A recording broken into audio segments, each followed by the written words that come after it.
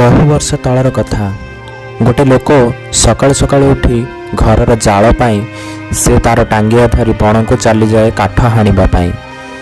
काठ हाणिबा समय ताको बहुत जोर शोष लगे आ से पानी पीबा पाई गोटे झरणा पाखक जाई पानी पीबा को चेष्टा करुଥାଏ। ସେହି ସମୟରେ गोटे विराट भयंकर गोटे कुंभीर को देखे।